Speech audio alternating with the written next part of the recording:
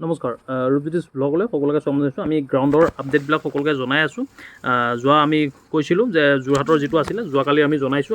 আজিৰ ৰিপৰ্ট আমাৰ হাতত আহি পৰিছে আৰু ট্ৰেকৰ কথা বহুতে সুধি আছিলে। এইটো এটা পাকা ৰাস্তা হয় 1150 মিটাৰকৈ 4 ৰাউণ্ড প্লাছ তোমাৰ 400 metre total 4600 plus 400 equal to 5000 metre equal to 5 kilometre.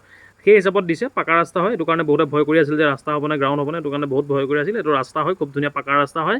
আৰু ৰানিঙৰ যদি পাৰ্চেণ্টেজ যদি কওঁ 70টাত 52টা পাছ কৰিছে, খুব ধুনীয়া এইটোত পাছ কৰিছে। বাকী এইটো চেণ্টাৰতকৈ এইটো চেণ্টাৰত বেছি পাছ কৰিছে। যদি আমি তেজপুৰৰ চেণ্টাৰটোৰ লগত কম্পেয়াৰ কৰি চাওঁ, তেজপুৰত যিমানখিনি পাছ কৰিছে ইয়াত বেছিকৈ পাছ কৰিছে। ইয়াত প্ৰায় 52টামান পাছ কৰিছে 70টাৰ ভিতৰত।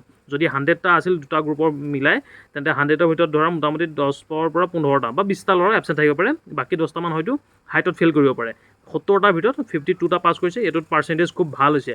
যোৰহাটৰ আছাম ৰাইফলত যিটো আমাৰ 23-24 যিটো ভৰ্তি বৰ্তমান চলি আছে, আজি 24 ছেপ্টেম্বৰ। আজি 24 ছেপ্টেম্বৰৰ এইটো আপডেট প্ৰায় 7টামান বজাতে গোটেইখিনি সম্পূৰ্ণ হৈছে বুলি কৈছে মোক। ৰানিং ট্ৰেকটো হৈছে 1150 মিটাৰ ইনটু 4 প্লাছ 400 মিটাৰ। আৰু এই হিচাপত ৰানিংটো হৈছে সৰ্বমুঠ এতিয়ালৈকে 52টা ল'ৰা পাছ কৰিছে। আপডেট আমাক এতিয়া জাষ্ট জনাইছে।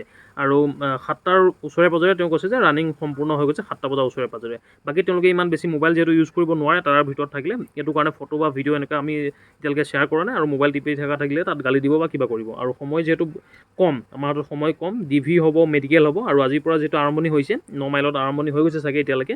আমি আপডেটবিলাক জনাই থাকিম। আৰু এইটোত কাৰ আছে তোমালোকে কমেণ্ট কৰি জনোৱা। যোৰহাট আছাম ৰাইফলত কাৰ আছে জনোৱা। তোমালোকৰ কাৰণে খুব ধুনীয়া ভাল খবৰ যে 400 মিটাৰ এটা আছে আৰু লগতে 1150 মিটাৰ মানে 4 ৰাউণ্ড প্লাছ 400 মিটাৰ তোমালোকৰ কাৰণে খুব ধুনীয়া। আৰু য'ত 10 পাক মাৰিব লাগে তাত তোমালোকে 4 পাক মাৰিব লাগিব। আৰু পাক যিমানেই বেছি হ'ব সিমানেই আমাক টাইম বেছি লাগে আৰু সিমানেই টান যেন লাগে। বহুতে এইটো ডিম'টিভেট হ'ব পাৰে। বহুতে কৈছে যে ডিম'টিভেট হ'ব নালাগে। মই কৈছোঁ যোনে প্ৰেক্টিছ কৰিছে, যাৰ সাহস আছে, যোনে কষ্ট কৰিছে, তেওঁ পাছ কৰিবই কৰিব। অকণমান কষ্ট হ'ব কিন্তু পাছ কৰিব। এতিয়া 10 পাক দিয়াৰ লগে লগে হয়তো যিসকলৰ টাইমিং ঘৰত 25-26 মিনিট লাগিছে হয়তো তেনেকুৱা ল'ৰা ফেইল কৰিব পাৰে।